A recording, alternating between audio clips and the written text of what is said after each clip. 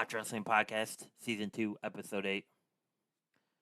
I'm Jim. That's Dan. We're back again after a long week of editing that last episode. It took me like an hour and a half.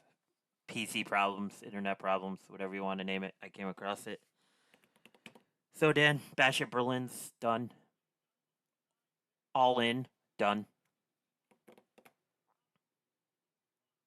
2 weeks, the 7th, right? Or no, this Sunday, right? This Saturday or Sunday Yeah, is Sunday, all I out. think. We'll All touch out. on that. I mean, it's pretty crazy. We're having wrestling pay per views on a consistent schedule like this, right? Like, I don't think we go any longer than 3 weeks maybe without a pay per view. I know WWE doesn't have one for the main roster in September, but they have the NXT one, so that's kind of their big one. And I'm also wondering if WWE is preparing to, since September, they're going to be focusing on getting SmackDown to Fox, or no, sorry, SmackDown to USA as of the 13th. I'm wondering if they're working behind the scenes of getting prepared for the big transition to Netflix and everything as well. Um, but in wrestling news or in talent news, two things.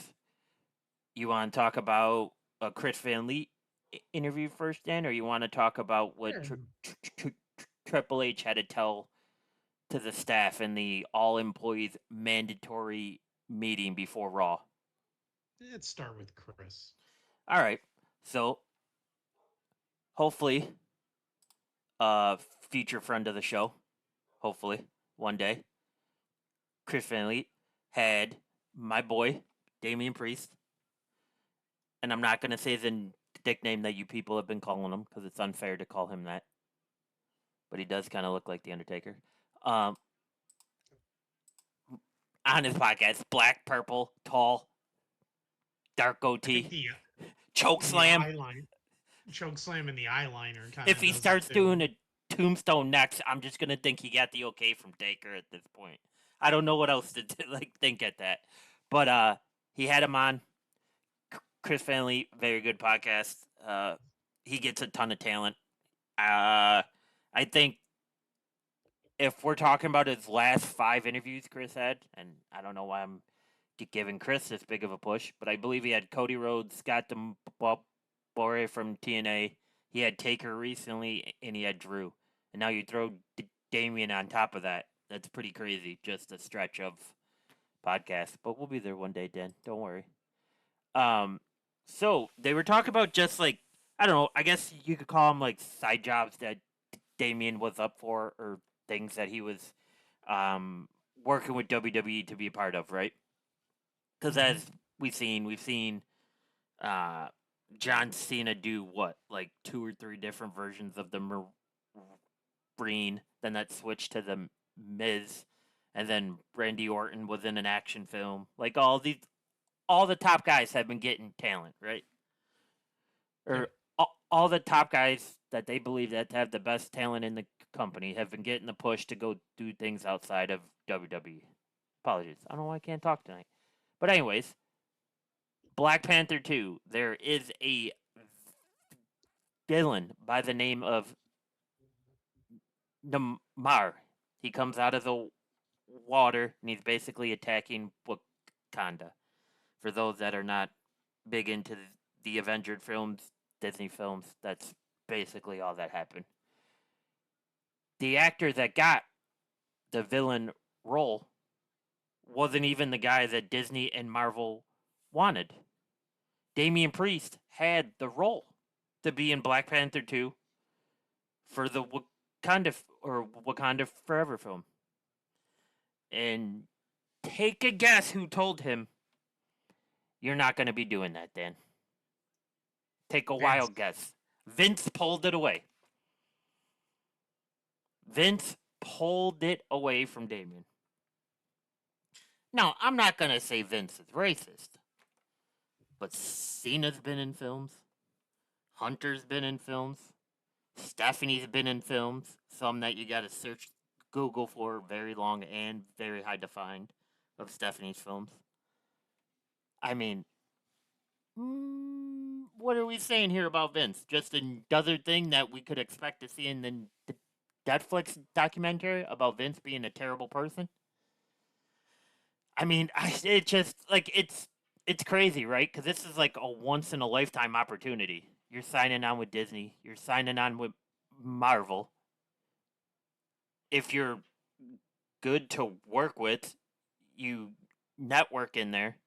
I mean, you're probably in Avengers films to the day that you retire, right? Like you're like, but Vince told him no. So credit to Damien, as the story goes. Well, as the interview goes too. He is a much better human than I am.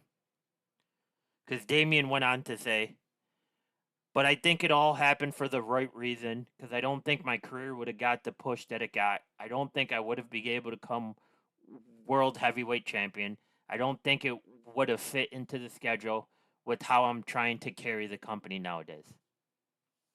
Dan, if Vince told me I couldn't be in an Avengers film, the amount of the amount of swear words that would have came out on Chris Van Vliet's podcast, they would have had to beep for the first hour and a half. I I just I'm at the point now where like more of these Vince things are coming out, and I'm just like something has to be mentally wrong with this guy because I don't understand. Like you have years of your top talent going to get jobs outside of it, which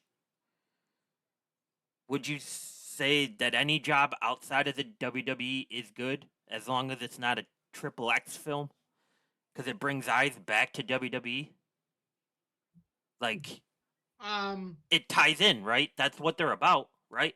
Like, yeah. I mean, don't forget, with the exception of basically The Rock, who really was like part time yeah, in the beginning, like most of those movies were through WWE right. studios. The That's true. writing was all through their studio, right? So was So was the one that the Brandy Orton did as like the bus driver or whatever.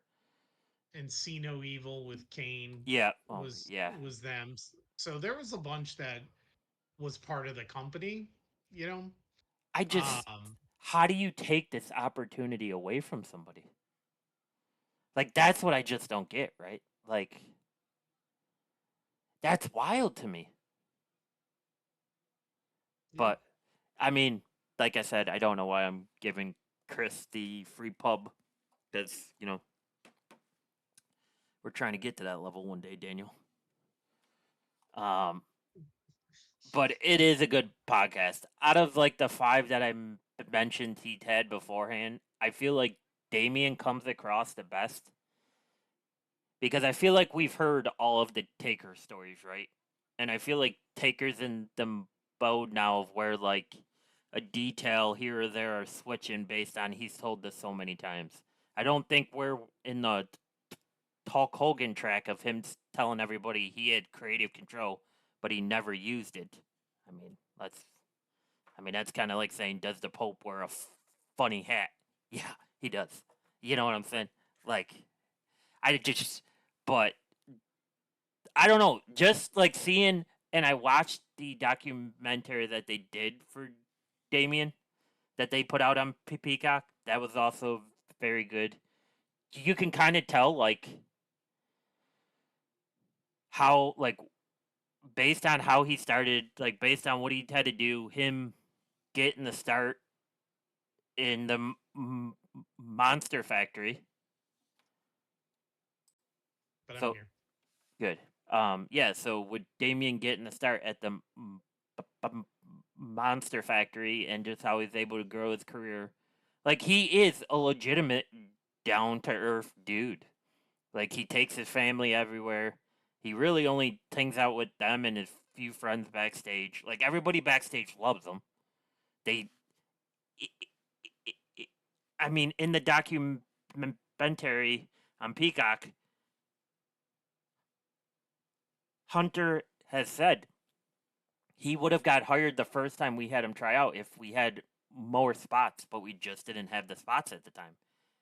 And he said, I didn't expect him to come back that much better than what he was then.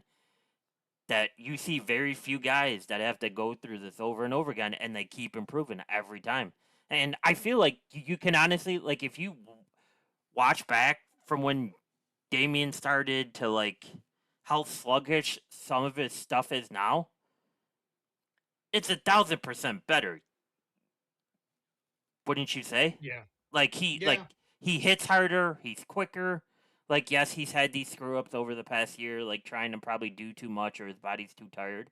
But I mean, for how often they work throughout the year, that's gonna happen, right? Like that's just gonna happen. They're working every day or every second day. Like that's gonna happen. So, very good, very good.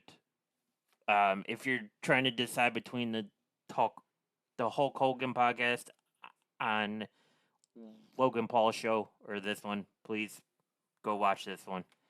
Um, Hulk Hogan one sucks. He's a liar. It is what it is. Anyways, Jesus.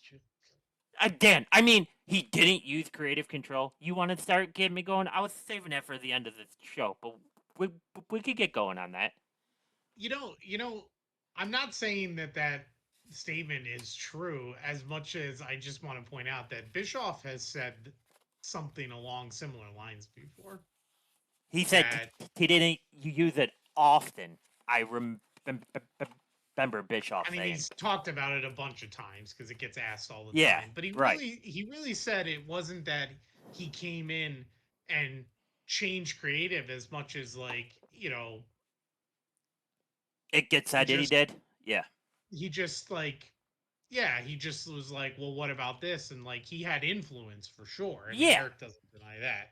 He had influence, but he said he never refused to do the ultimate goal of what they were trying to do, yeah." basically. I mean, the only thing that I agree with in that podcast, and now this is gonna make our other buddy really pissed off, but the statement about Bret Hart, how Bret Hart hates everybody. Yeah.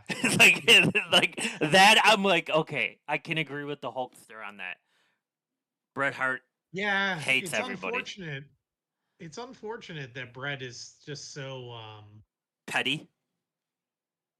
I just like so filled with like negativity towards the past. Like, Yeah, you know, and he's I had mean, what, the top 3 career of all time, top 2 you can debate. I mean, yeah, probably. I mean, there's certainly some, top five. I don't know about top two, but certainly top five. yeah. I mean, And I could, yeah, top 5. Thinking offhand, I yeah, mean, I can. maybe. I mean, is he's much more. I mean, he's obviously known as a very skilled wrestler and Yes, technician and the all that. dungeon. But right, but I mean, he's really like the lore behind him is the screw job, right? So it's like, he's always going to be tagged to that, but also he got past that. So, but yeah, it Supposedly, just sucks that well, it just sucks that he has such a like a negativity towards everybody. how his career kind of ended, which basically for him, it essentially ended at the screw job. Yes, Like, even though he went on for several more years, right? Like, he just hates everything about his WCW run. He hated everything, about the people within that run, and he doesn't seem to look too fondly back on his return to WWE. So, I don't know. It's just unfortunate because yeah, he does have such a great history. I mean, yeah, he had a better career than Owen did. Anyways, all Ouch. Wow. right. That's rough. Okay, you just. That's, I don't blame me. I did not get that out of you. You That's did all a you, little man. bit. You No, I did it. didn't. I didn't say a word about him. Like, jeez. Oh, hold on.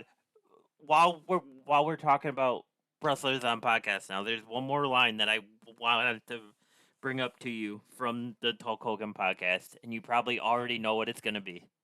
Yeah, I do now. What's it gonna be, Dad? About Chris Benoit. How he's still so loved? Yeah, I mean, I sent that to you and a friend of ours to be like, is he still loved? Like, I don't like. I know there's some people that will defend the wrestler a little bit to say Uh, you can't erase what he did, yeah, and that I actually I agree with that sentiment. You can't erase what he did. Yeah, you can erase highlighting him in the past, yeah. but what he did is forever there. And like some of the moments, Well, he's part of you know, history, right? Good or bad. Like just like right, any and part of right, history, it's good or bad. and some of the moments are always going to be there. But yeah, I wouldn't feature him on anything. I wouldn't do documentaries. I wouldn't really mention him He's too not in much. I the know. library anymore for a reason. Yeah, I mean, every once in a while, somewhere it gets brought, it somehow comes across. But, eh, you know, other than that, like, you can't forget about him. But yeah, still loved. I don't know about that one. I don't know if, I think he thinks, like, I don't know what he meant when he said it, but there was a part of me that was like, is he just talking about, like, the wrestlers who denounce what he did, but still talk about what a great wrestler he was and the technician he was too in the ring and all that. Because some of those guys will say, "Look, I can't ever talk positively about what he ended up doing, but you can't take away he was a top 10 wrestler in our minds." Like when you get to execution and things like that, right? Like a lot of guys Well, yeah, he will at invented least so much, right? Like he put in the right. work. Yeah, but it's tough because it's such a sad story that the bad definitely outweighs the good that he's done tremendously. But it's like we said before, it's just any part of history. You're gonna have to take the crap with the good. But my whole thing was, do you think he's ever seen Paul Heyman like talk back to the fan that said, "What do you think about Chris Benoit when they did the NXT Brooklyn?" I Like, mean, how did that like? I don't know. I don't You know. know what I mean? Like, I would assume he probably has, but then again, sometimes I think these guys are so disconnected from like what you and I are connected it to definitely that feels like it's either they that might or not know. But in CTE. fairness, even if in Heyman's even in Heyman just ripping him up one side and down the other, he did say he was a top 5 guy, was gonna make him champion in Yes. ECW, right? Like even with saying F that guy, you know, don't ever, whatever, he's a murderer, he's this, nobody had a choice but him. I don't care about all the stuff he says. And then he throws in the one thing, like, which is still yeah, he was a great wrestler. Yeah, But yeah, I mean, I don't know. I guess maybe I would think Hogan maybe hasn't seen it he has because to. But like yeah, I I don't just know. don't know that these guys are like flipping through Twitter, No, probably not. and scrolling through Twitter and stopping on the videos or Facebook, reels and all that stuff, and sitting here looking at it, like you and I would be. Like I Yeah, could be wrong, but no, I I'm get it. stupid. I mean, yeah, because they're of the older generation, right? So they're not working on the internet like we are. They're not spending their time on the internet when they're home like we are. So it's kind of like I get it. Like I don't know. It's but I don't know. It's tough. And then didn't he also say how like he got another um contract from WWE or something? I think he said he signed a 5-year deal. Or I'm sure it's a yeah, Legends deal. yeah, whatever the equivalent to that Legends deal is now, right? Yeah, Yeah. which I saw like Sean Ross Sapp said, since when? Oh, it's a licensing and merchandising Oh, contract. that's right. He did say That's that. Yeah. okay. That makes sense. Because yeah, I know Sean Ross Sapp was talking about it on Twitter, and he kind of I don't know. It just I don't know, man. It's Uh, also, real quick, as of 7:35 today, maybe I missed something, but Sean Ross Sapp says Bret Hart will be on this Monday's WWE Raw. Is it in Calgary? Is that why? Could be, but yeah. So I mean, there's been. I think I've been. I think. Um, I think since Vince is gone, the one thing I've enjoyed quite a lot is how many more wrestlers we are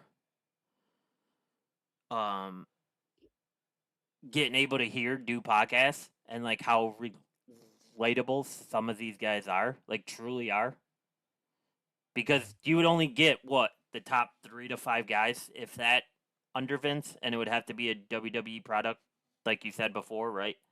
So it's like the fact that all of these wrestlers now are just going out and doing all the podcasts, and they're friends with all the podcasters, and they're talking to Sean Ross Sapp all the time directly. They're not like talking in code anymore. Like that's awesome. That's you could see the culture has drastically changed, just like Randy Orton said on his pre-interview for Bash at Berlin. And look at that tie-in, Dan. Jesus, I'm better than Stu. I'm good, man. I'm good. Um, but yeah, Bash at Berlin. Oh, yep.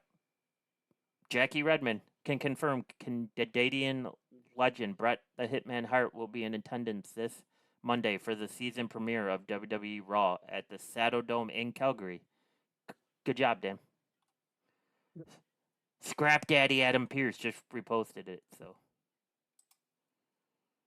it's the season premiere. It's September 5th. What are we doing? It's I mean, this is what they do. It's the season premiere because they're um I feel like they're just copying our schedule, Dan. I feel like that's what they're doing. They saw how good our season 2 episode 1 viewership was, and they're like, we gotta we gotta take what these guys have, and they're trying to steal our thunder. I mean, that's how I view it. I don't know how you view it, but that's how I view it. But yeah, that'll be interesting. Um, obviously, WWE is probably gonna not hit as many viewerships because football is starting as of 13 minutes from now, so they'll back to be competing with Monday Night Football. But yeah, Batshit Berlin. Sorry for my ADHD there. What's your thoughts, Dan? What do we I think? thought it was a really I thought it was a really good show. Really, really good. This may be the fact that I'm almost 40, but I'm loving how quick that they are. They're like, there's no like w- w- wasted time anymore. Like it's so smooth, it's so quick. They're all hitting their cues. Like it's 3 hours, right? It was Yep. Yep. like it was just, and then they're going right to the press conferences. Like it's a well-oiled machine. Um, but yeah, I. What was like? Did you have any favorites? Did you have anything that you thought that you would see that you didn't truly like get to see? Like, what were your thoughts? I don't think I saw I don't think there was anything like that I was hoping to see that we didn't see. Um Favorites wise, um I mean, I thought Gunther and Randy Orton was probably the best match of the night in general for me. I mean, that's tough because they really were pretty much all good matches. Like the only one, maybe like the women's tag match wasn't like anything super special. It just is what it is. But the rest of them all were good, had Yeah, purpose. Like you know, um, but I think Randy and Gunther's match was probably the best. Um, had plenty of time to do what they needed to do. A good ending that I don't think I would have called Orton submitting like that, like a no, clean submission like that. So that was kind of surprising, but really just done really well in general. Um, And actually the mixed tag match was better than I thought it was gonna Yes. be, for sure. Yeah, I thought So I was pumped with the mixed tag match, as I called it while we were vacationing in the Outer Banks. I didn't think they would let Rhea go out there and do as much as she did that involved Dom. I was getting kind of concerned about that.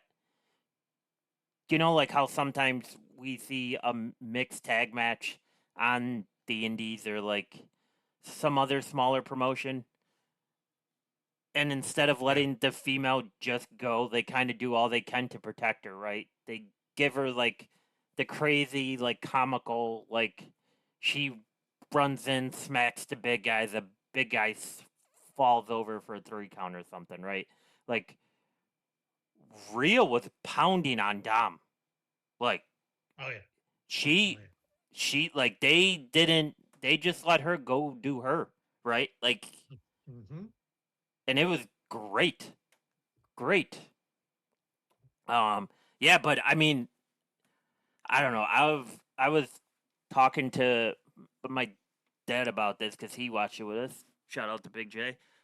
The following day, because he had some questions he just was asking about. But when Rhea is healthy and she's involved like this, like in a storyline that fits her, I have to put her above Bianca and Jade. I think she's the best that they have. That Yeah, I I just I like, think and I I don't even think it's close. Like I just like they're great athletes, but like the way that Rhea has figured out how to tell a story in the ring is second to no female wrestler right now. Like I would say I would say that short run that Jordan Grace got on with TNA when she was doing like the intersex matches, and she was wrestling Bubba Ray, and she wrestled Cardona. Um, and there was a couple other big names that she wrestled as well. Like she was right up there, right? Because they basically gave her the green light to go tell the story, and that's all we kind of ever ask when they do this, right? Like, don't yeah always make it a comical joke. Like, let them go do what they know how to do. Like they know how to protect each other in the ring. They're gonna protect each other. Like let them just go put on a show, and they did. Um, yeah, I mean that was probably my second favorite. My first favorite was probably the strap match. Just to see Punk get back in the W column. Uh, because then I knew come Raw he would be back out there talking crap the next oh yeah day, and he got beat up. We'll get to that. Um, but yeah, I mean, what was it 3 hours? And Gunther and Randy was just over 30 minutes, I believe. I think I had 34 and a half. Yeah, that. Yeah, so it's like, it was so smooth, right? Like, there's no wasted time. Like the other big thing that I noted too was there was no botches whatsoever. Everything was clean, very very clean. So that's always good too. Um, but yeah, I mean, it was Gunther versus Randy, then the mixed tag match, strap match, WWE women's tag match, and the undisputed Cody versus KO. So 5. yeah. Do you think this is the standard? Like for these For non big for these shows? for these pay-per-views, yes, I think it is. I mean, Triple H. I saw the clip that the other day. Like, I don't know. I don't remember what press conference it was from. So this might have been old, but I hadn't seen the clip before, where he made a comment like something along the lines of like, "Man, I feel like I'm at the end of one of those 7-hour shows where you just want it to be over," or something like that. Like you can tell that he has realized that you can only get away with that a few times a year, Right. right? And so yeah, I think this is purposeful. 5, 6 matches is like the max you're gonna see for the most part, unless there's like I think SummerSlam can be a little longer. WrestleMania obviously can be a little bit longer, even though it's 2 nights though, so it's not gonna be crazy long each night. Royal Rumble is going to 2 nights, so I don't think those will be too long either. But you know, I think that's a reason they're moving to 2 nights on some of these bigger shows, right? Because it just makes more sense to make them shorter shows, but let's do it twice. But yeah, these one-off shows I think for sure are going to stay like this. Yeah. I'm interested to see how they handle Bad Blood because even though nothing's announced yet for that, there's a lot of rumors that there's going to be multiple Hell in a Cell matches. So that'll really draw out a card. Yeah. So Well, cause and maybe those rumors aren't true. I mean, I think you're going to see one or two for sure. Um, I don't know. cause it takes what Bad Blood. If there's two Hell in a Cells, it takes at least 10 to 15 minutes for them to bring the cage down and lock it. Like that's just the process, right? Like it's like there's no quick way around that if they're bringing it straight from the top down. So it's like that takes away from the entrance, that takes away from what they can tell in the ring, and like 15 to 20 is a good or 10 to 15 is a good amount of time for say like I don't know like the women's tag match or like the intercontinental match, right? Because those two, if it's not really a set of big names that are drawing people in, the chances of them getting a full 30 are very short, right? Like as what we've seen over these cards in the past couple of months.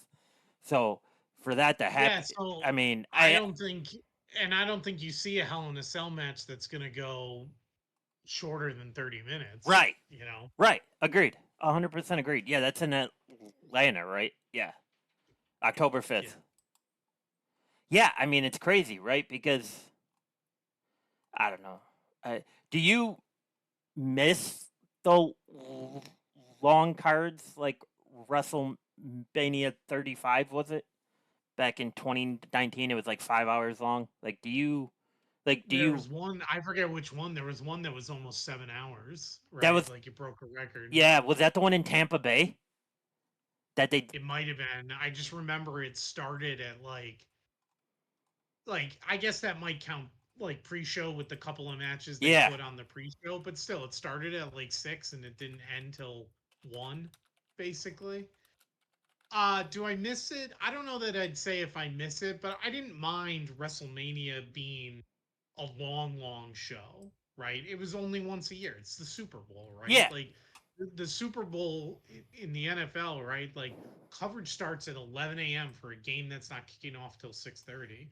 Like, yep. you know, or maybe actually even closer to 8, right? Like by the time you're all said and done, like the Super Bowl takes 12 hours like of Oh yeah, coverage, oh right? yeah, Yeah, yeah, so I don't mind it when it's once a year, right? Like all that much. But 7 hours is a long time to sit and watch that. And I think the challenge and probably the reason they stopped doing it was how do you book that properly? Like, because you have so many matches that mean so much usually you really don't have a lot of let up match or let down, whatever you want to call let up matches to kind of like, you can have fun matches. And they kind of used to do that with WrestleMania, right? They would do some more fun things or creative things with some of their matches. But so miss it, no, but I never minded it when it was just once. yeah. But for a while when you had WrestleMania going 6 hours probably minimum,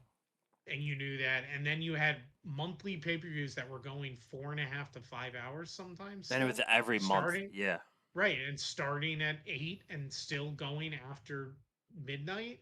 Like that's the other thing, the start times, right? Like backing it up to a 7 o'clock start time, I think is better too. But when you were doing 4 to 5 hours every month, and then you've got a 7 hour WrestleMania, that's a lot. yeah. That's a lot. Agreed. Definitely a fan of these 3.5 hour shows and then a 4 to 5 hour show for the big tentpole ones. Yeah, no, I agree. I get that. I get that. I just yeah, it's just I interesting, right? also Because it feels like such a change that occurred so quickly, right? Like, I also am totally wrong on the times because there have been, I'm looking it up now, there have been a lot of Hell in a Cell matches that have gone less. There's four right off the bat that went 10 minutes or less. oh come on, really? In a Hell in a Cell? Yeah, according to this. Which ones? So, okay, the first one's a dark match, but it says it's a Hell in a Cell match. It was a 5 man match, a dark match after Raw in 2011 Hell in a that Cell only went dark 5 minutes. match. It was, Jesus. again, a dark match. Yeah, that's crazy that they use that for a dark match though. But Mankind versus Kane in a singles match on Raw, Hell in a Cell, 7 minutes 41 seconds. Undertaker and the Big Boss Man, WrestleMania. I think that's the one where he hung him, didn't he? WrestleMania 15 went 9 minutes and 48 seconds. Undertaker and Punk only went 10 minutes 24 seconds in the Hell in a Cell pay per view in '09. So there's actually a lot. Now, the longest ones, yeah, there's actually been a lot more Hell in a Cell matches than I realized. So I Triple H guess and Shawn Michaels went 48 minutes. Kevin Owens and Shane McMahon went 39. yes. Shane was always going to be long because he has to get his time to shine. A 6 man deal at Armageddon in 2000 went 32 minutes. 30 minutes for Triple H and The Undertaker. Drew McIntyre and Randy Orton went 30 minutes. Undertaker and Randy Orton went 30 minutes. Undertaker and Shane went 30 minutes. Shawn Michaels and The Undertaker went 30. So, I mean, yeah, there actually were some shorter That's what. matches. That's wild to me because it feels like I don't know. Punk and Ryback, Punk and Ryback, 11 minutes. Lashley, Xavier Woods on a Hell in a Cell on a Monday Night Raw, Yeah, 13 minutes. that I do remember because I was during the I shit don't. times. I really don't remember the ones that were on Raws. That's crazy. That WrestleMania that we were talking about, that was WrestleMania 33, and it was in Orlando, the Camping World Stadium. And do you remember the tagline, Dan? No, The ultimate thrill ride. well, I don't remember that at all. But that was Ro- Roman versus Taker and the Doe Holds Bards. Doe Holds Bard match for the main event. Sorry, can't talk tonight. But that was the 7 hour one, so I was off. I keep thinking that Tampa one was like 7 hours, but it, it, maybe because it just was that bad, it felt that long. Um, but yeah, I mean, That's I, crazy. I guess so. With this being Thursday after Raw, we kind of saw what would start to pan out, right?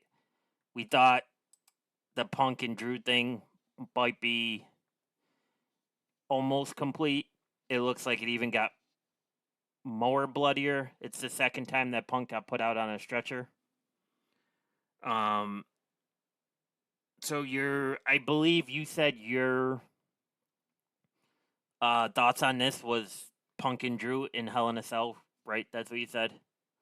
Yeah, I did. I guess I didn't expect them to have a match at Bash at well, I guess I did leading up to it. I always thought that they were getting to Hell in a Cell at Bad Blood. And maybe they weren't originally because we talked about that potentially being Seth or a triple threat, Yeah, either Seth and Punk or a triple threat. And maybe Seth's injury, like, and needing time off, like, it's prolonged. contributed to Yeah, changing this, because I think that's where we thought Bad Blood was headed for them if we rolled the tapes back from a couple months ago.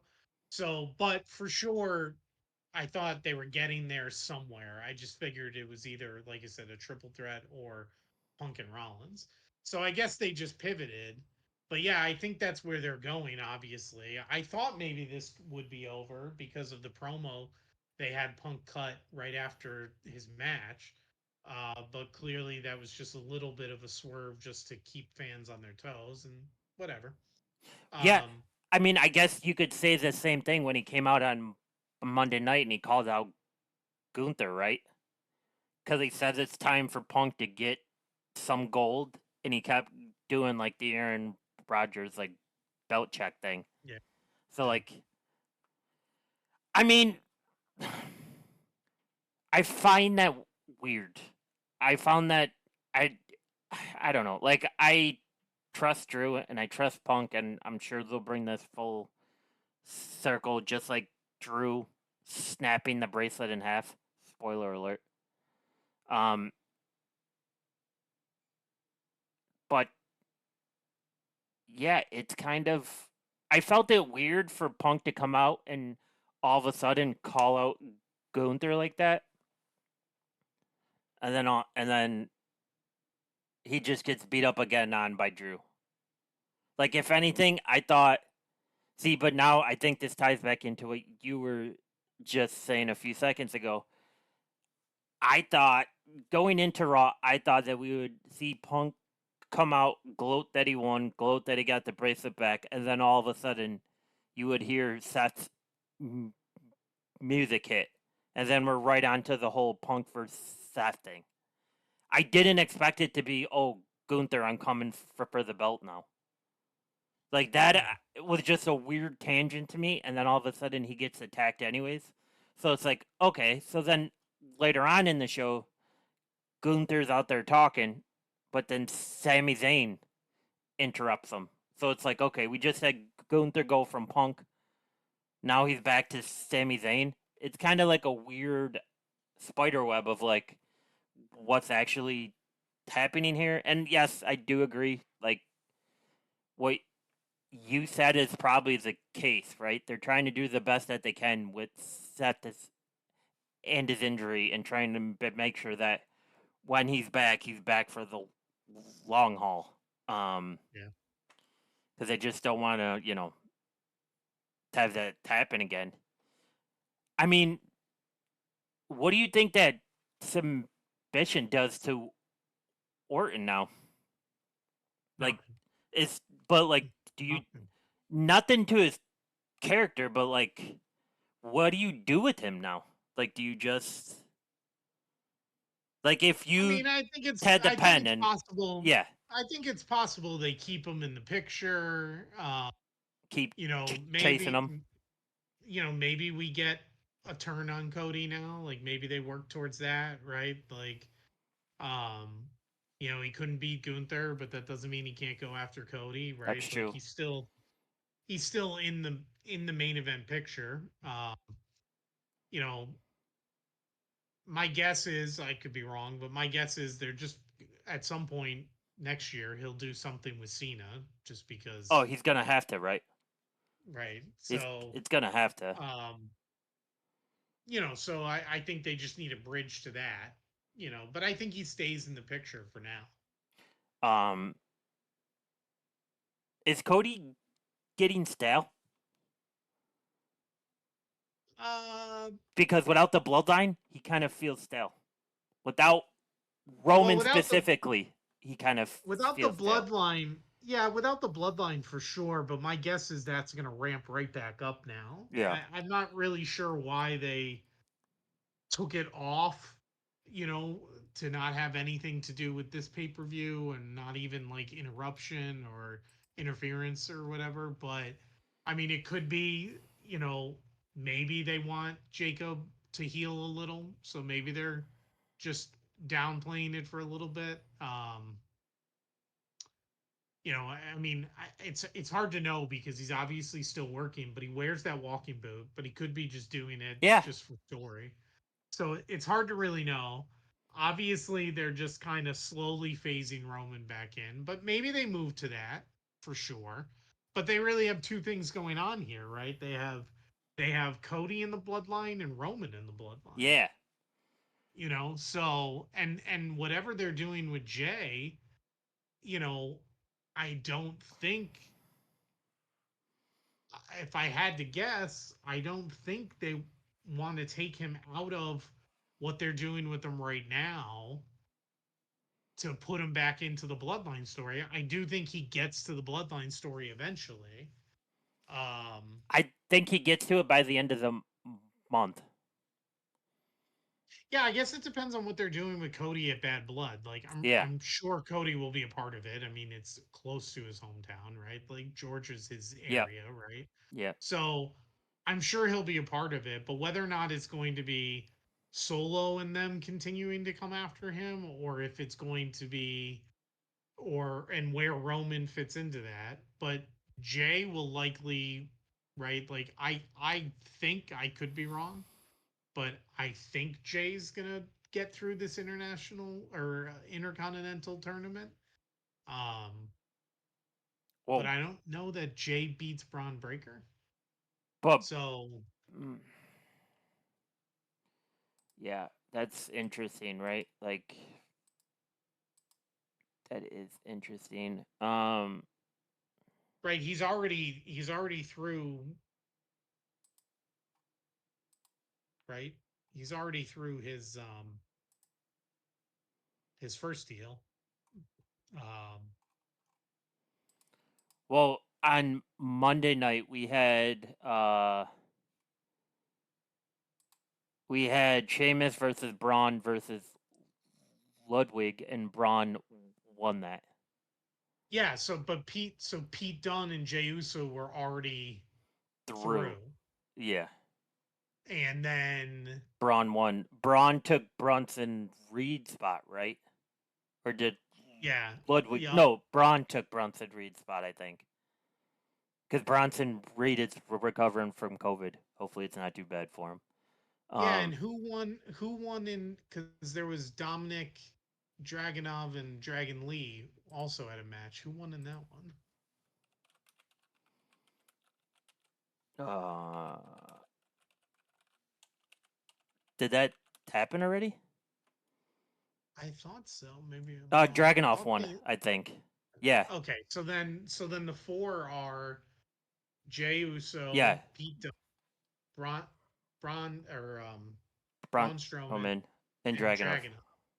I So they're doing a fatal four way to move forward to Breaker. So I thought Jay was going to do that, but I could actually see them doing Dragonov. Yeah, I was just about to say I see them rekindling that whole NXT thing they had between Braun Right, him and Breaker and Breaker. Dragonoff. Like it just makes sense, right?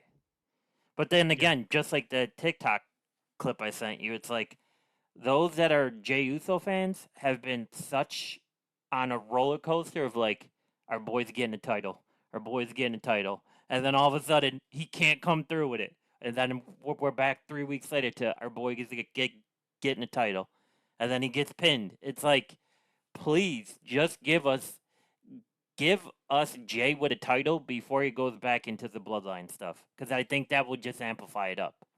Um, but yeah, to hit back on your Cody stuff. So I believe this was announced, but Cody Rhodes. Let me make sure right now.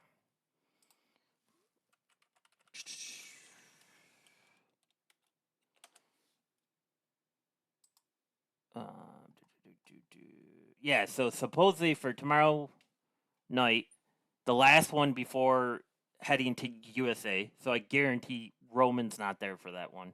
Because if anything, they bring him back on the first one on the 13th. Um, Cody responds to the challenge of Solo. We get the Bloodline versus Street Profits versus DIY, which should be pretty good. And not that anybody cares, but Giovanni Vinci returns. Like I said, nobody cares. Um, he returns. yeah, Vinny Vinci has been calling himself. So congratulations, we're back at the Jersey Shore. Um, so yeah, I mean, like, do you agree? There's no way we see Roman tomorrow. Um, It just doesn't. To me, it just doesn't make sense when you're a week away from debuting on USA for SmackDown. Like, I feel like you would just save that type of big event for first SmackDown to back on USA. I mean, the only thing I would say to that is it's possible you do something so that it leads into next week, That's true. That's very right? true. So because then, I mean, they could always just say Roman returns next week, Yeah. but they could also do something, and then it would be like tune in next week to find out why he did what he did today or whatever, you know, because it So is it is USA week next week for them. yeah, all 3 days, right? Or all three shows. Everybody's on USA next week. That's kind of cool. Um, so the last we had of Roman, he was basically just left in a pile of his own like blood and spit just in the center of the ring after he got beat up on. You think he brings somebody back with him? Roman, Yeah, like when he comes back, like say tomorrow or the following Friday. Do you think he comes equipped, like ready I think for that action? happens soon. I think that definitely happens Right. soon. I don't know. I don't know when specifically, but I don't. Maybe not this week or the first time back. But I think that happens real soon because he has to get a one up. Start to get a one up somewhere. Well, and So Bad Blood is October 5th, so it's exactly a month away, right? right. So it's like, I mean, at some point, Jimmy's coming back, right? So, like, that's the yeah. first obvious one. And Jimmy was kicked out by Solo and attacked and all that. So, right. So, it's, um, Jimmy for sure. So maybe he's the first one back just because, that's a quick little surprise they could do. People, whatever. After that, I don't know who he's bringing necessarily, right? Like, I assume they bring in someone new. Um, Well, yeah, they have them you all know, signed, right? Like right. all that are So, out there. right. So, you know, like I said, I don't know who yet, but one of them for sure. I can't wrap my brain around this, but if you're bringing them back to amp things up, and Bad Blood is exactly a month away from today, how long do you think you need? To amp Jimmy up. Just to get this ready for Bad Blood? Like, you probably want at least, what, 3 weeks? Yeah, probably, but I don't know that they're gonna amp it up just for Bad Blood. I think if It's going to anything, be maybe ongoing. they. Yeah, I think this is gonna go on for months. I don't think this is gonna be something they amp up for a particular pay per view today. Like or like Bad Blood. I think this is gonna amp for a while, and while there might be some matches somewhere in there, like maybe I don't know if you get Roman versus Solo right away, right? Like, I think maybe you get Jimmy and another guy against the the gorillas of whatever Oh, they were, Tama Destiny and or whatever Tonga, they were. or Toa and Tonga, whatever. Toa, yeah, Tamatanga and Tonga Loa, Yeah. right? Like you probably get a tag match in there, or you get whatever, and maybe then you eventually get a triple threat or not triple threat, a 6-man Yeah. tag, and like Yeah. Yeah. Yeah. and then like I still assume that somewhere down the road here, The Rock is coming back, and while he already kind of predicted he's going to go after Cody, like I think he's going to also be involved in this bloodline story. There's the one rumor we're going to get Rock Roman next year at WrestleMania. Yes. So you really have to build this for the next 8 months, right? Or Right. You have September, to. three, Yeah. 7 months, 7.5 months. So yeah, Yeah. Yeah. Yeah. It's. Yeah. I've just been thinking, like, just what's next, right? Like, how do you do this? Like, what's like? Is there one way that this all fits, or like, can you get there through multiple different stories? Um, but yeah, but it seems like we're gonna get Cody and Solo again. So what is that? At Bad Blood, and then Cody just tells Solo if Solo gets beat again, he can't challenge anymore for the title? Because that seems to be a thing that they've been doing in the past year or so. Like Gunther did that.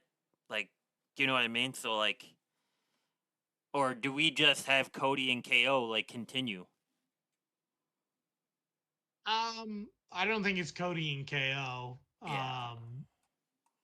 So I'm not sure, but I don't know if it'll be Cody and Solo. Like it might be. I just don't know for sure. I'm not sure where they're gonna go with this because they have so much going on. There's a lot of areas to go to. Oh There's a yeah. lot of ways they could go. So I mean you could this is where Randy could come in because you could pretend to do the Cody Kevin thing, but then somehow Randy gets involved because he's connected to Kevin too. So I don't know. Yeah. Yeah, it's something, right? Like, but it's interesting, right? Like, I kind of like as much as I'm trying to think this all out to myself and like see if I can see where they're going with it. I kind of like what the fact is. There's many different avenues with this, right?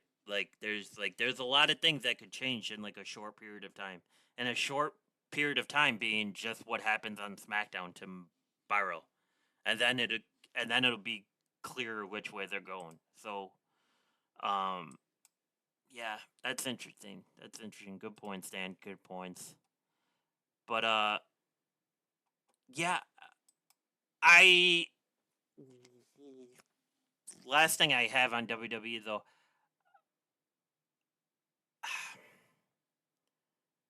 you think Jacob eventually turns on Solo because the way that Solo forced him to give up the belt? Um, I don't. I guess I wouldn't be shocked if they did something like that, but I don't. I was thinking that could be a possible thing, right? Because we've seen Solo pretty much do that to everybody else. So like, does Solo just get karma back, smacking him in the face of like, hey, this is what comes back to you. Um, but yeah, I mean, it's all been great, right? Like, it's great to have WWE with this many avenues of like storytelling, like with Rhea and Damien and Gunther, and now Sammy again, which I don't know why we're doing that again, but okay. Um, I think they're eventually gonna run into a problem with the women's tag team, though. I don't think you have anyone for Maybe.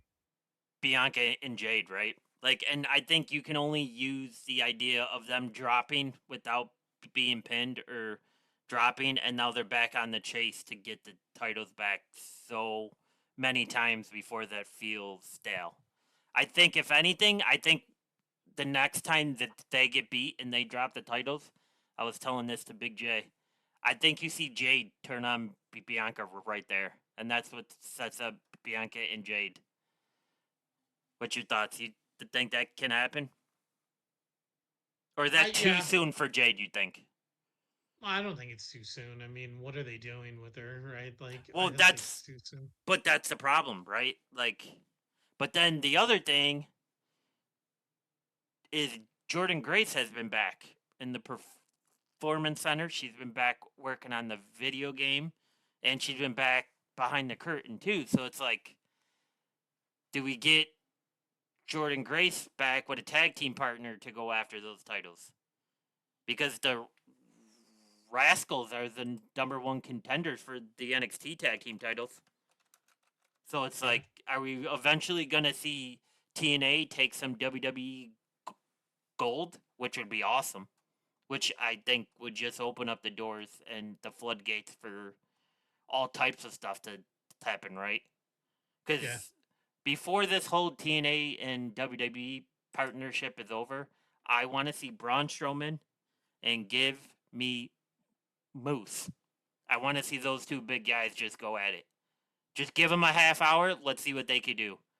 Like, I just want to see it because I think it would be awesome. Or Moose and Gunther as well. Like, let's just see these big dudes just go at it. But yeah, it's been great. I mean, it's been great. You want to switch gears to AEW now, Dan? Yeah, why don't we? Are we talking positive? Are we talking negative about AEW? I just don't know, where you come from sometimes in your current headspace. So I know I mean, I think it's that usually really me. more applies. Yep, Yeah, that I get really it. more applies to you. Oh no, I completely agree. I just, I live my life somewhere in the neutral. So, oh, um, live your life a quarter mile at a time, Dan. although I will say that I thought it was a little more, as we have a little guest here, Ha yeah, uh, the feline variety, not the yeah, canine variety yeah, this time.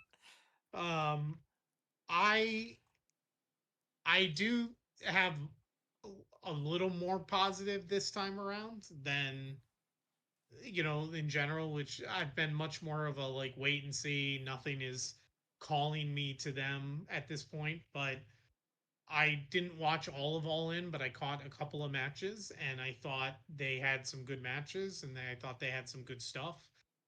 They've got something going here we can talk about, like with what happened on Dynamite after All In.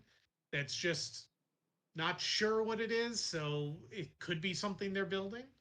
And then I think their work with Brian Danielson right now has been top notch. So we just yep. jump into it. But I mean, in general, I'm a little more positive today because it could turn out to be nothing, but there's something building there. So I'm interested to see where it's going, which I haven't said I'm interested to see where it's going about their product in a while.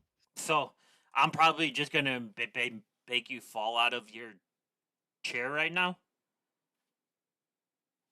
because you probably would have never saw this coming. I'm ready. I'm braced. But MJF and Daniel Garcia taking insults at each other, I, Yeah. I love it. Like if we can, I don't know how to put this. Out of all the crap that Daniel Garcia talked on the mic to MJF, telling him to shut up once, that's one of the few people that we have ever seen tell MJF to shut up. It's been Punk, it's been Darby, and I think Daniel Garcia. That's it. Everybody else just lets MJF get on a roll. So for MJF to get cut off by Daniel Garcia, big stones, big stones by that kid. Secondly, Yeah. if Daniel Garcia can translate like that attitude he had in the promo towards MJF to what he actually does in the ring, I think this could be one of the best matches that AEW has had period.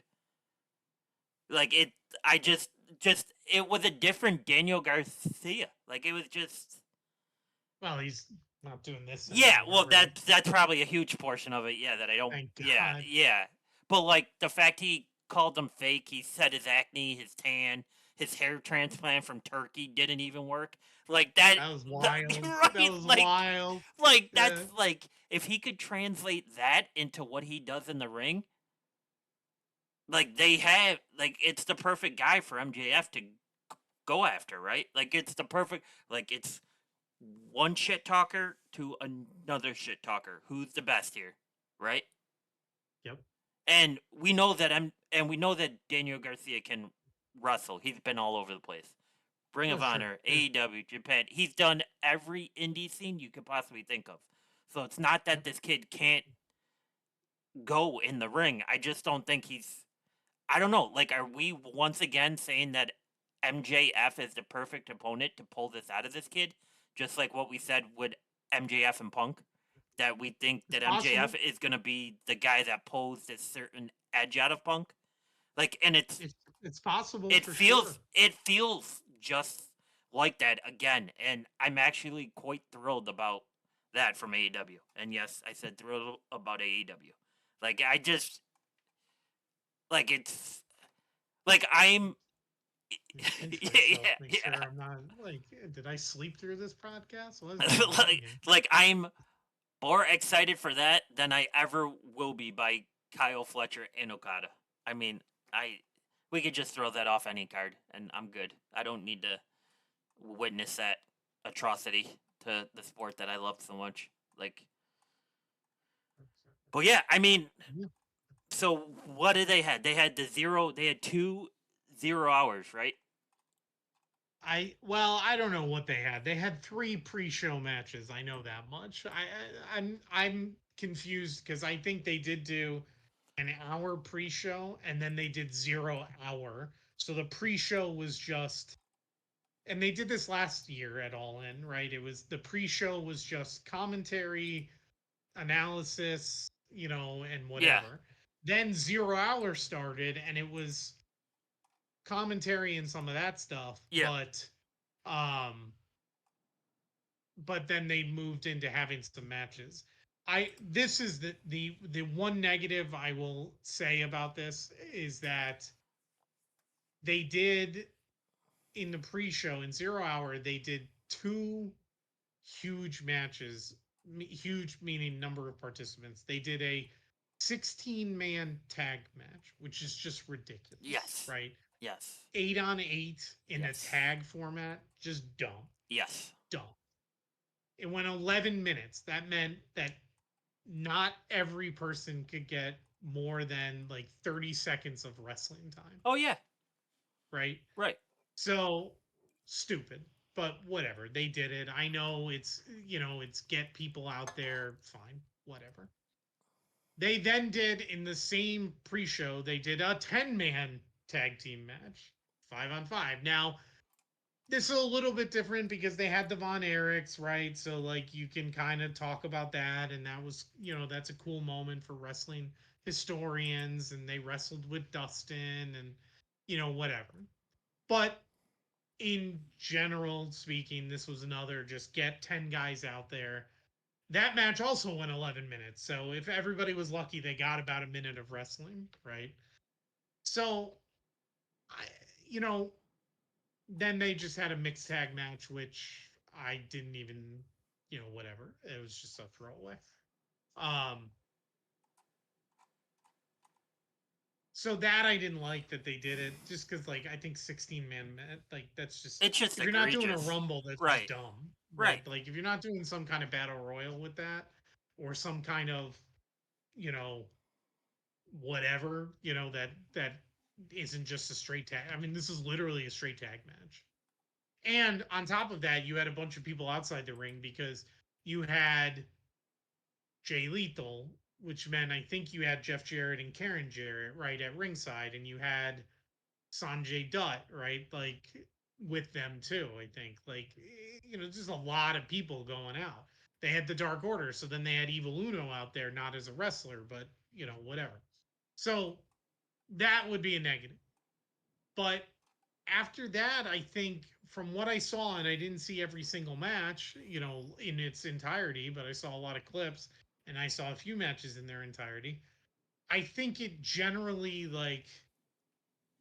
um was a good card and had a lot of good stuff to it. Um, you had a couple of surprises that are always nice on big shows like this. Um you had Nigel McGuinness go into the casino gauntlet match or ladder match, whatever it is. Um, you had Sting, Yeah, come out to save Darby post match. So, he didn't wrestle or anything. He just beat up the Bucks with a baseball bat and then thank God. rescued Darby out of a casket before it got set on fire. But it was a cool moment, right? Because it wasn't expected, and he came Yeah, out and he got a nice little pop. Well, not a little one. He got a nice big pop. Um, and I think this is the best face paint Sting has ever had. Well, I noticed he added a lot of black now to Yeah, where his hair has thinned a little bit, so yeah, it looks a little more complete for sure. yeah, Um, the you were speaking about MJF, like the Osprey MJF match was just a good match. Like, yeah, like I wasn't super excited in general about it, but it was a good match. They're both talented guys, yeah. so it was good to watch for Well, sure. like anything else, if you're gonna pick one match on the card that you're gonna think is the best, it's obviously gonna be that one, right? It's obviously gonna like. Well, I mean, I I, I I I guess I that. thought Swerve and Danielson was going to be the best no matter what. Like I thought that was going to be the best, and I think it was the best match for sure. Um, but I think yeah, Osprey and MJF should be right behind that. But I've as far as like the storylines with Osprey, I haven't been super impressed. But I've always been impressed with Osprey dating back to the first Forbidden Door, which is the first time I saw him wrestle at all, really, with the exception of just clips I had seen online. I'd never seen him wrestle a full match or never really watched any of his matches. But I was super impressed with him at the first Forbidden Door. It's how I became a fan of him and became such a big fan of Orange Cassidy. So, and him and Orange Cassidy have had freaking banger Yeah. matches, like it's bangers. So, him and MJF I expected to be similar, but I always for sure thought Danielson and Swerve was going to be the best match, and I think it was. Um, so overall, it was like I'm not going to go through every single match, but it was. I mean, it was a decent enough card, and it's their big show, and I think they're happy with it. The Danielson Swerve match, it was 26 minutes, title versus career. You and I talked about it leading up to this episode of like the best part about this match is we were 50-50 on how it was going to go. Right. And I got nowhere closer to thinking I knew how it was going to go, even leading up to seeing it, right? And I just wasn't sure. I'm like, are they gonna we know Danielson wants to retire. He's made that very clear. It's not story. He's ready to go home. He's just seemingly waiting for the right time to be able to leave the business properly. And I thought this could be it. Like, it's a big crowd, it's a nice stadium show. Um, you know, but the other part of me was like, well, I really feel like they're going to want him to carry the title. They're going to want to say he was a champion in this company, just for the historical purposes if he's been a champion in other companies and all that stuff, right? And I just didn't know which way it was going. And throughout the match, I couldn't tell, right? Like, and that crowd was 1000% behind Danielson. Oh yeah. That crowd just, I mean, he was just like, it wouldn't shock. I don't know that this happened, obviously, and I don't think there's been any reports of this. But if there was a report that said the original outcome was Swerve winning and they changed it on the fly because of the crowd, and they both are very professional and realize, like, we should let you have this and we'll figure it out after the fact. Wouldn't surprise me if that's what happened too. Not saying it did. I just like that crowd was so behind him, and I think it was more so than they ever thought they were going to be behind him. And some of the false finishes they did, that crowd went crazy for him kicking out, right? And there was just a part of me that kept wondering, like, are they going to change the finish here? And I don't know, maybe they did, maybe they didn't. Like, just because I'm wondering, like, what now? And I know we kind of know what now, but like, what are we doing here, like, with him winning? So it was just a great match. It was a really cool moment. I don't know if you watched the press conference after. No. Watching Brian Danielson's part of the press conference was just very like, it was really cool. It was really heartwarming. He had his daughter with him. He talked a lot about like how, you know, there's a quote from it that said, "Look, I know based on my run here that I could continue to do this for several more years at a high level if I wanted to." He's like, Yeah. "But it's He's. time for me to go home." Yeah. He's like, he goes, "What?" And he turns to the daughter and literally says, what did I tell you? And she said, like, that you're coming home. Like, and it was just very heartwarming. It was a very real moment. But his whole press conference was like that, of him talking about just how grateful he is and how he talked very highly of Swerve, obviously.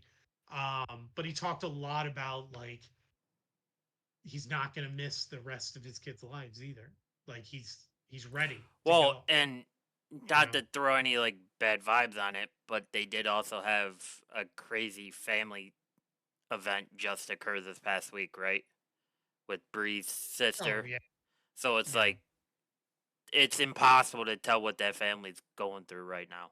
Like, but yeah, he's been saying that for some time, right? Like he's like, and it's kind of I don't know, like it's kind of what they always said about a UFC fighter, right?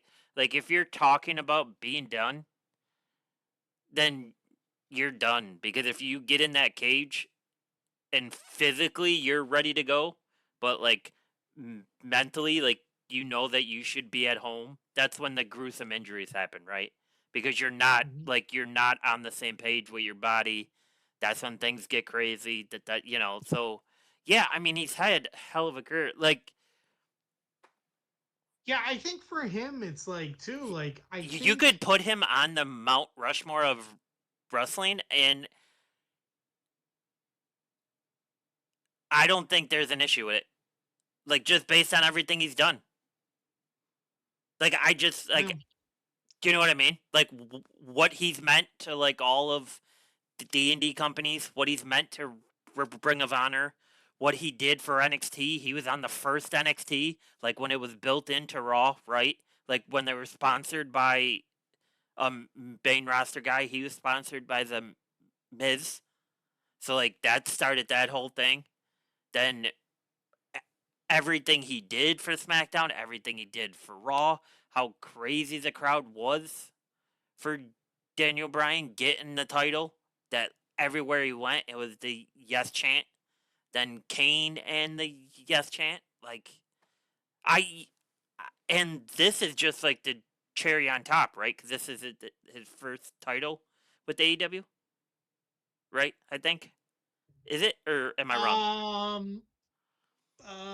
That's a Or good question. did he have I the don't know. trio titles when?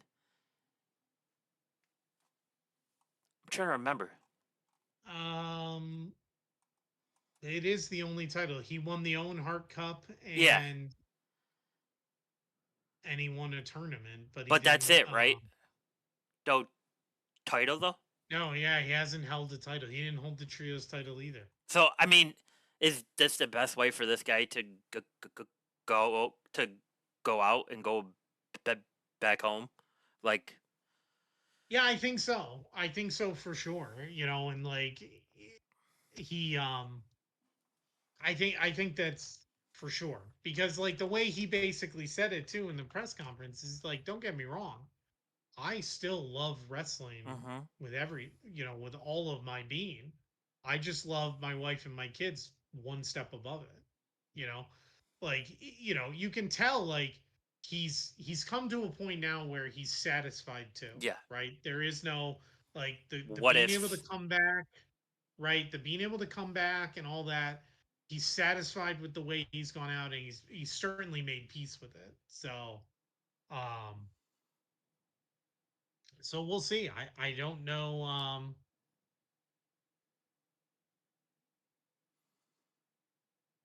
I Yeah. don't know what I don't know what's next. I mean, he's facing Jack Perry, and I don't understand that at all. But No.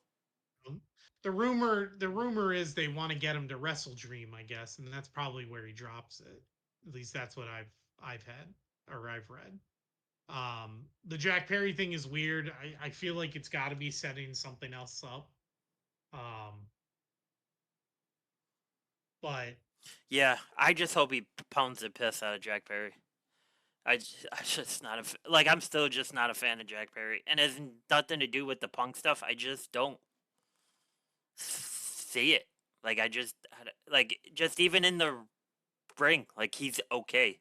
Like AEW probably has a dozen guys that I would say that are better than Jack Perry in the ring, and they're just not with the Bucks, right? So that's what spotlights Jack Perry. yeah, But that's just a different. So yeah, I mean, so right now, right for All Out Saturday this 7th on pay per view, like you said, Danielson versus Perry, Osprey versus Pac, which I think low key could be very, very good. I think those two can possibly steal the show with that. that match for sure because I've always been a big Pac fan. He had the NXT title a couple times, and then it just seemed like he couldn't find a place to fit on the big rosters. Um, MJF versus Daniel Garcia, I'm very happy about. Extremely happy about. Willow Nightingale and Statlander. Uh, yeah, Chicago Street Fight. yeah. I mean that's where you just go buy your t-shirts and your sweatshirts. The Bucks versus Blackpool Combat Club. What I say, Dan? Nothing. Okada. Did they announce the three others with Okada for the four-way match yet, or am I behind? I don't think they have. Okay.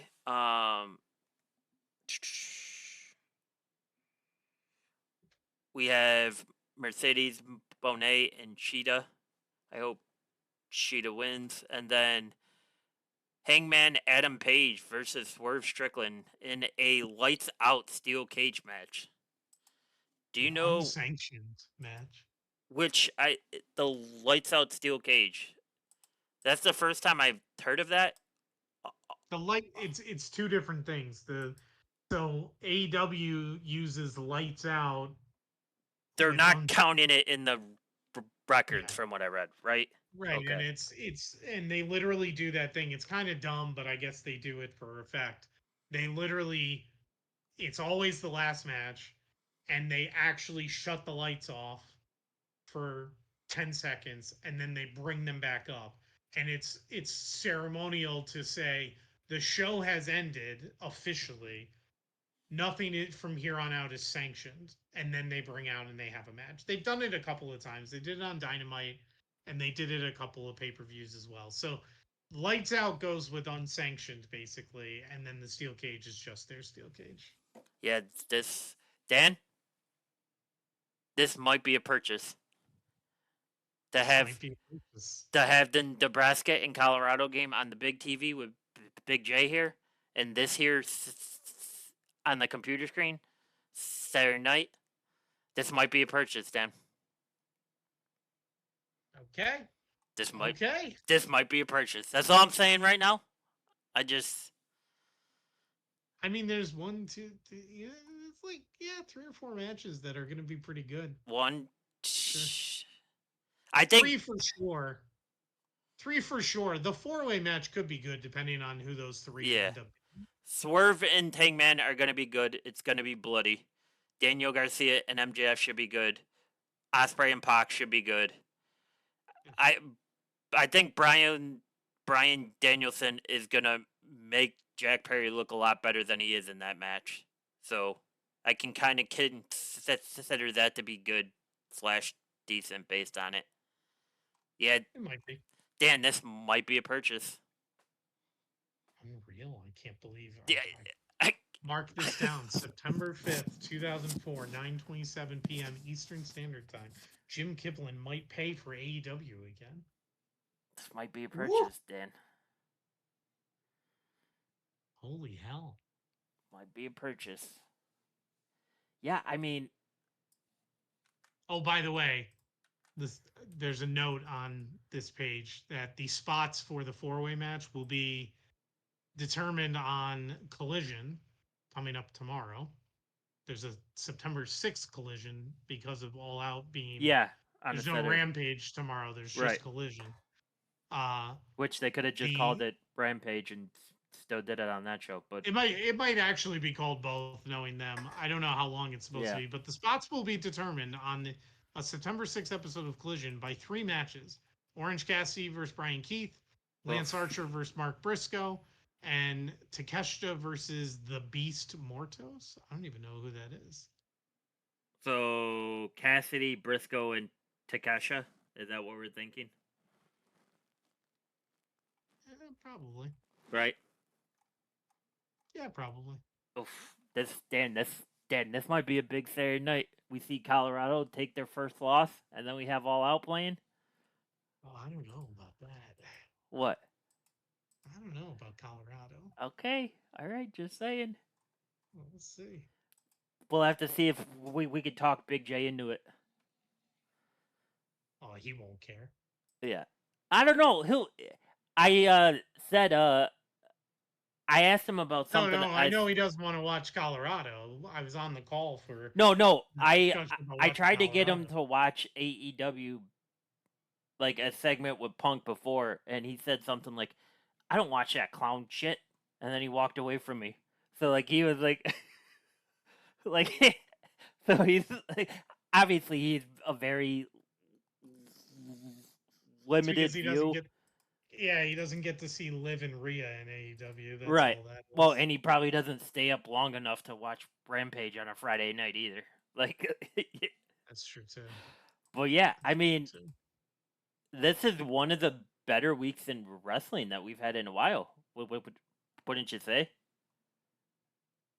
Yeah, yeah, it really was. I I mean, mean, going into it, like I thought it was gonna be slow. I thought Bash at Berlin was only gonna be a show to get us to a certain point and continue a story. But like the way they followed up with it on Raw, what they're supposed to do at SmackDown starting on USA on the 13th, and then with AEW kind of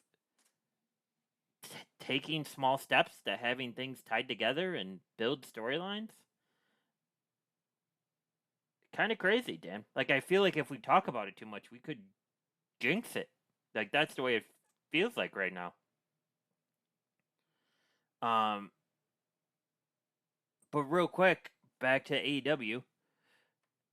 Hangman burning down Swerve's family house, huh? yeah, yeah, Pretty crazy. yeah, And he sat there in yeah, the chair on the front lawn. He like purposely yeah. brought that chair to the front lawn just to burn down the Yeah, house. see, they're bringing more story all of a sudden, Yeah, it's right? substance to it, right? It's like, oh, this is why this is happening instead of, oh, we got Brian Danielson versus Swerve on a Friday night on Rampage. Tune in. It's like, okay, well, why? Like, we get they're good, but why? You know what I mean? So it's Yeah. like, um,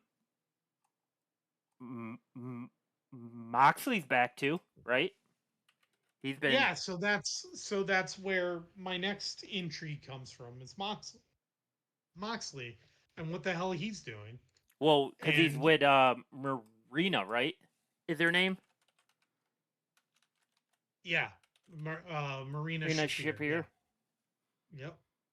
Um, but And he he shaved head also had now. the yeah, and he also had that promo in the ring, which was all weird and like, where he said to Tony Schiavone as if he was Tony Khan, "This isn't your company anymore. You just don't understand that yet," or something like that. So Yeah, like they're building something there, and if if anybody listens to Bully Ray on Wednesday nights when he does Busted Open After Dark and he reviews Dynamite, you know, he said it like the internet went wild that this is a Shane McMahon thing. This is how they're getting Shane McMahon in, and Bully's not sold on that yet. no, You know, he said maybe, but he's not sold that that could be. But like his thing was like, I have no clue where they're going with this. And then what is Marina Shafir randomly coming in and kicking the crap out of two guys in the back with no like introduction or anything? She's just there with Moxley, and boom, she, you know, busts a couple of guys up. So that's intriguing to me. What are they building? What are they doing? Moxley maybe is disassociated from the Blackpool I was Combat just Club about to now. ask it. Like, is that so? Like, based on what we've seen from Moxie so far, is that what you feel like? Like they're off doing their own thing right now, and now Boxley's Yeah, because just out after here looking because like a proud boy. after Danielson won too, Moxley wasn't out there, but Claudio and Wheeler Yuta were. So I think like that faction is still tentatively together, but not really fighting it. Well, they're going to be at all out together. They have a match, but like they're not. It's not the same. But Moxley seems to be potentially out of it and maybe going crazy. or like a little psycho, like because like the way he literally like was talking to Tony, and it was like he was Talk, speaking to yeah. him like he's Tony Khan. Tony Khan. Do, Um, do you think that's something that they're playing on? Like he purposely did it that way? That like he's just I think way off so. the way off the edge? Yeah, yeah, like that he's gone crazy, and there's something going on, and he's I don't know that I would say invading, obviously, because he's already part of the company, but like he's doing something to shake the company up Yeah. for sure. And what that is, nobody has any clue, but we know Shafir is with them, and that was like, where'd that come from? What do you think the So Darby angle that's is? yeah, I don't I that, that's a good point. I forgot about that. He's calling out Darby Allin, and I He don't said the understand that either. time is ticking, and I don't want to be an impatient man. I don't want to apply pressure, but I will apply pressure if I have to. Yeah, so I don't understand that either. Yeah, it's So like it's very intriguing to figure out what the hell is this good like turning into. And if it has something to do with Shane, great. If it doesn't, great.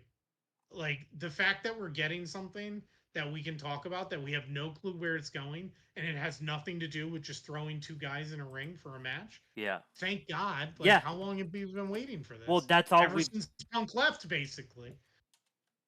that's all we've You know? been asking for, right? Like Right. we never said they don't have the talent there. We just said the talent is not being shown the way to go, right? No, and they just weren't doing a lot of story based stuff. And he's been spending a lot of time at PW Revolver too. So like, Yeah.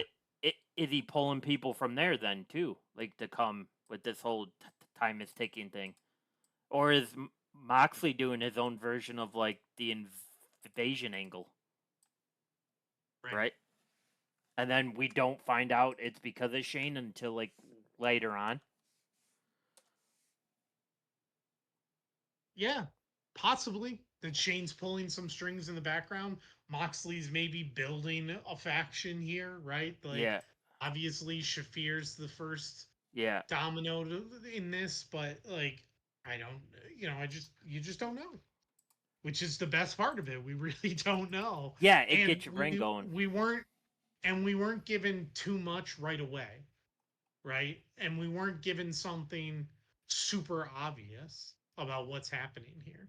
This isn't like, oh, we're bringing in Sasha Banks as Mercedes Monet and we're having a big show in Boston called Big Money or whatever the hell they called it, right? Like, which made it so obvious. This is like, this is back to when we knew Punk was coming. There were little hints for a while, and then all of a sudden they made the big hint a week or two before, right? But this is different. So I mean, now I'm interested to see what's next in that, which might make me, if nothing else, it'll probably make me turn on Dynamite in the background on Wednesday night, like with whatever I'm Yeah, doing, which I don't normally do. no, But I'll I at least haven't been have it on either. in the background so I can, if I hear Moxley, I'm going to go and, watch and see what happens. So that's the first time that's been like that in a while. Yeah, it's interesting, man. Right? Like it's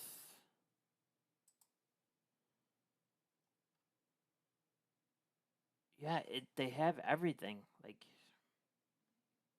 it's intriguing. That's for sure, and that's kind of all we ever asked for, right? Like we just asked for it to be intriguing. We just asked to be able to, if we're gonna sit down and dedicate board time to wrestling for it to like actually feel like they actually care that they're putting on a show and not just in the fairground somewhere just wrestling. Um,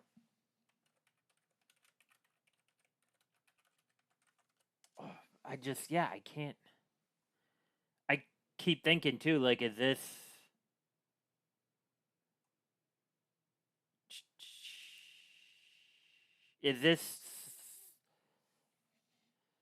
the way that Karen Cross was trying to get like Austin Creed? Like, is this Moxley just trying to get Darby to come to him, right? Like that type of thing, like that type of listen, like you deserve better. This is what we can give you. But if you don't, you know, listen to It's what we have to possible. say, but there's just um, so many Yeah. angles with it, which is great. Um,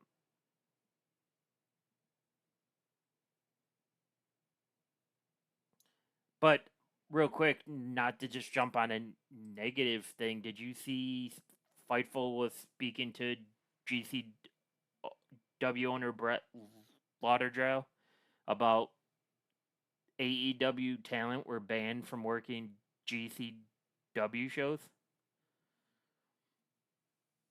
I didn't see that. Do we know what the thought process was behind that?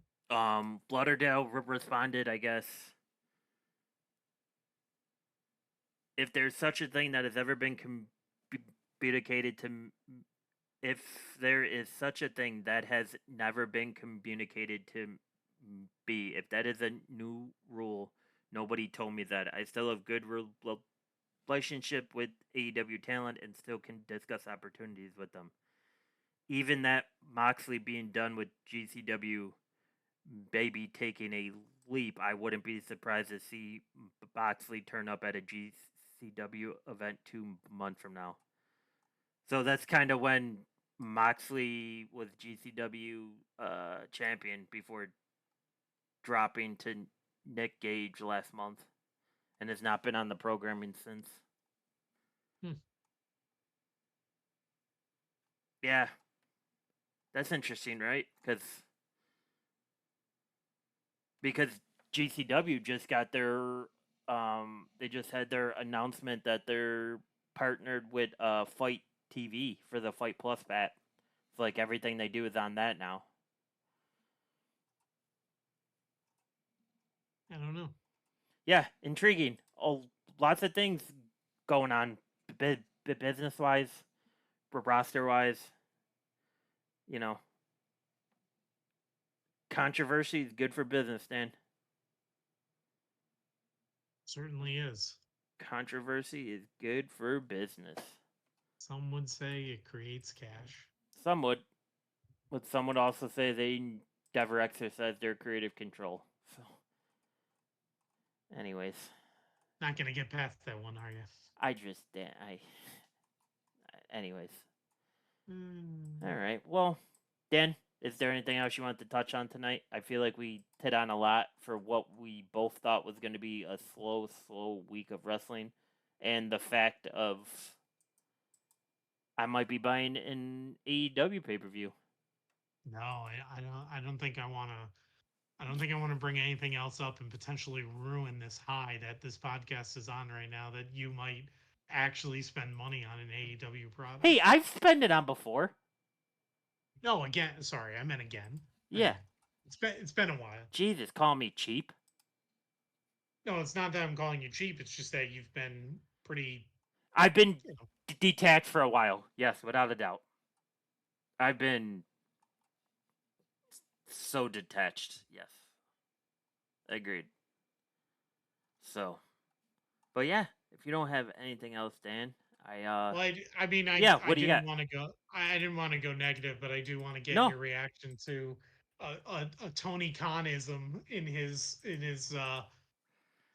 media scrum Okay. pre All Out. So he was. I just want your reaction to this quote. Speaking to WrestleZone during the media call before All Out, Tony Khan claimed that all elite wrestling fans spend the most money per month on streaming video compared to every other sports league out there. Streaming specifically AEW video. Here's the quote. Did you know of all the world's sports leagues, the league whose fans spend the most money per month on streaming video of every sports league out there, it's AEW. It's ahead of every other sporting league in the world. I've never said AEW is the biggest sporting league in the world, but we are a big sports league now and we have a lot of fans. We also have the greatest avid fans of any league in the world. It shows up in the metrics and the intangible ways too. He goes, sure, I didn't check the decibel meter every 5 seconds at Wembley because we were having a great show and we were in the moment trying to enjoy it. But the claim that AEW fans spend more money on streaming than any other league, like, how could you possibly know that? Right. Like, I don't even know how you would figure that out. And where are you getting that from? Because I've never even said that like them getting 700,000 fans a week to watch their show isn't all that bad, but we know WWE's getting millions on Friday nights and a million plus on Monday nights typically. So like I just it was just a thing. Like it's just a thing. I just don't understand It's him just taking a reach, right? where he gets this stuff. From his brain. He probably, I know from but his like, he probably brain, just but like, no, but you know what I mean? He's the type of guy that probably, like, when he's getting ready for a press conference, he's just writing stuff down and he's like, oh yeah, that'll be awesome to say. That's what I'm going to go with, right? But like, it only makes sense when he's thinking about it, right? It's kind of like, I don't know, like, it's kind of way he reaches for anything. It's weird. Did anybody like call him out on it or anything, or like try not and yet. But I get? mean, it was just this afternoon that he said it. So Yeah, it'll I be mean, interesting. where I read it from, the article said like he didn't cite a source, and I don't think anyone followed up on it. Yeah, they're probably not gonna, right? Right. He also, I guess, he also did comment like the way he characterized the the future like TV deals. It sounds like it's going to be with Warner Brothers. The way he said it, he goes, "We're working through the details of the agreement, which is a long and tenuous process." So it sounds like it's going to happen with them. They're just finalizing like maybe the dollars or the streaming aspect of it if there's going to be one, all that kind of stuff. So that was just an update he gave too. Yeah, I mean, okay, Tony. Like, I just, like, I don't know. Like, it's just a lot. Like, the way that they have all these websites based on the lies that like Hogan has said in the past. Like, somebody should just start building a website for all these Tony Khan type lines, right? Like, and just keep track of them, like the date and like what event or press conference they were at, just so we have them for wrestling, for, for wrestling history. So, um, I guess before we go, all out. You think we see Shane? No, I think it's if You this is think what they're doing, we? if this is what they're doing with Moxley, I think it's way too early to do that. Do you think you see Moxley there? Yeah, Does he bring I think somebody else with him besides the girl? I think what's more likely is somebody inside turns and joins them. I don't know who, but I just think that's more likely. Okay. Yeah. All right. Well, that's all I had. There was just a lot to discuss, man. A lot to There's a lot going discuss. on still. Busy week. Great wrestling. And for all you video game fans out there, The Legend of Zelda returns, I believe, on DVD, the complete series on Amazon this coming week. So, $13.59 for the full collection. Not bad at all. Not bad at all for a little Zelda action. But until then, um, until I purchase All Out, until Dan's jaw drops as he walks into my basement and I have All Out tuned up waiting for him on the computer screen. I know. Wild. Hey, the things are getting crazy, Dan. Things are getting crazy. But yeah, until then, we're gonna try for next Thursday again. Keep it on schedule for everybody. But as always, like, comment, subscribe. and we'll be back then. Adios. Bye.